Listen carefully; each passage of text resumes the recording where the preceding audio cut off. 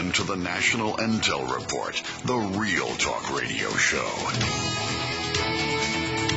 Oh, folks, we're in a world of woe when the liars figure and they start to make the figures lie. How to pay for things. Now, we know that taxes going into the federal government have dropped way off.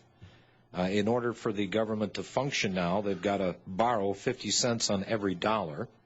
So they're going to get real creative in ways to drum up funds. And one of the ways, according to Representative James Oberstar, Democrat out of Minnesota, and he's the House Transportation and Infrastructure Committee chairman, by the way, he took Representative Earl Blumenauer, Democrat out of Oregon, to task, and this is what they want to do. Well, mileage-based tax on cars and trucks. Now, folks, they're going to get you coming and going. They're saying that, and this Blumenauer, or I'm sorry, the Oberstar character, he's why do we need a pilot program? This is what Blumenauer is saying, that he recommended that the transportation bill include pilot programs in every state to test the viability of mileage-based tax.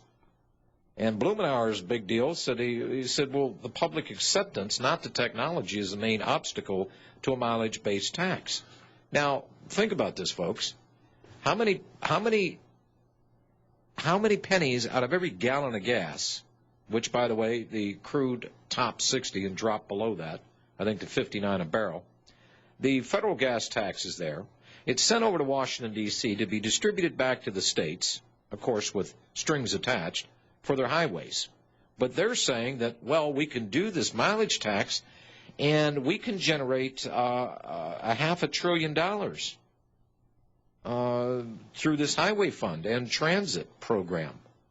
So their revenues, gentlemen, are going to continue to shrink, and they're going to come up with more creative ways. Now, I'm going to make a statement here, and I believe this is to be accurate. Once this abomination and, of course, his ilk and this current Congress and the Senate, remember they've got Mr. Magic Bullet Theory, he's jumping over to the Democrats. They're going to bring in the comedian from Minnesota. So that'll give them control of the Senate. But watch this, gentlemen. We're going to be taxed one way or another at rates up to 80, maybe better than 80% in this country before these little socialists get done with us. Well, you know why they're going after the gasoline to raise what they want to do is they want to raise gasoline prices back to $4 to $5 a gallon, because that's the only way they're going to sell those stupid little green cars.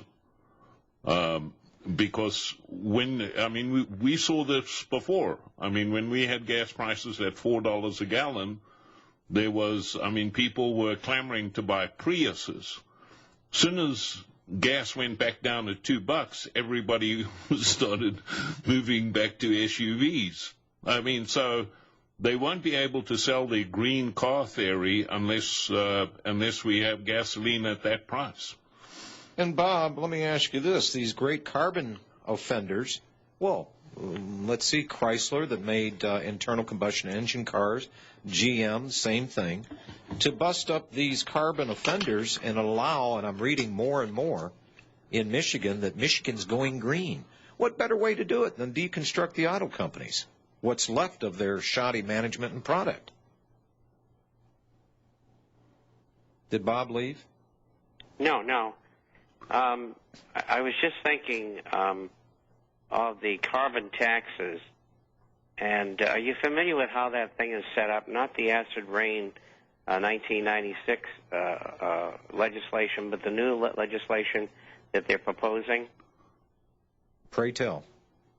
Well, what they're doing is they are going to issue permits if Congress passes this, which I don't think that they will. And the permits would go to let's say General Motors is in business, to General Motors and Ford and Chrysler, and also to people who create a minimum amount of carbon dioxide, which evidently supposedly causes global warming, which actually doesn't exist, and which shows you how fallacious the whole thing is. And they would give Citigroup, Morgan, and Goldman permits as well, but because they're not great creators of carbon dioxide, they would be able to sell their credits to General Motors, and if General Motors were not able to buy those credits, they would have to pay a fine to government. And government, the OMB, thinks that it would cost $500 billion, and I've seen estimates by private parties who are professionals of $1 trillion or more just over 5 years, which would work out to about $6,000 a family, and it would cost 4 million jobs. And the reason it's being done is so that the credits can be traded, and that this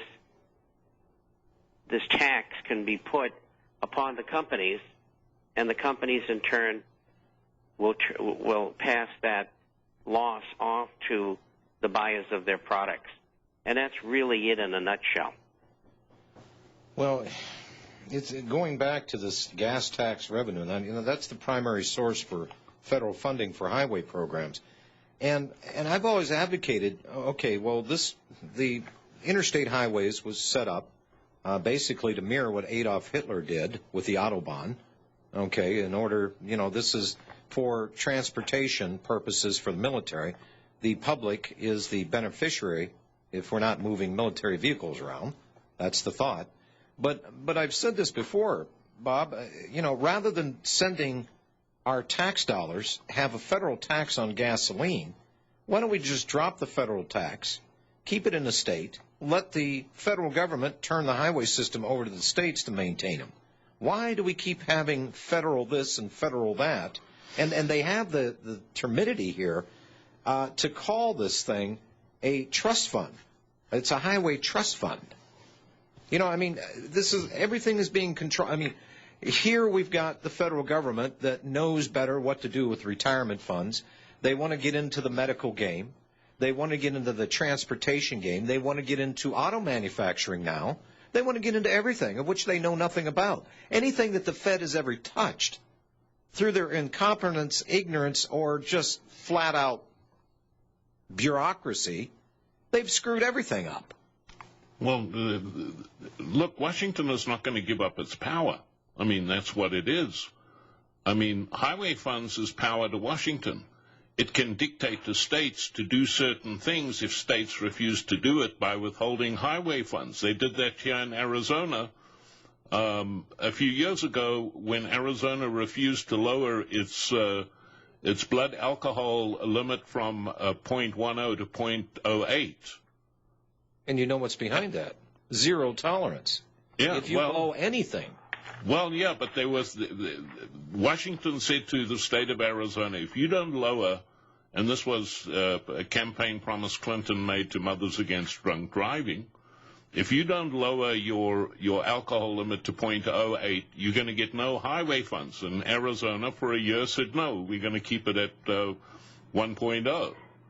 Well, we didn't get any highway funds for a year, and then everybody started complaining because the roads were falling into disrepair, and Arizona capitulated. Well, so why didn't Arizona just stop sending the federal gas tax over to the feds? When are these governors going to start doing something for their own people in their own states? They keep handing the keys to the kingdom to the Fed. Enough of this, for gosh sakes. Well, there's another aspect to this, too. They could do away with the gasoline tax in total from a federal viewpoint and very simply put a tax on each barrel of oil that is imported into the United States. And then they would get their revenue.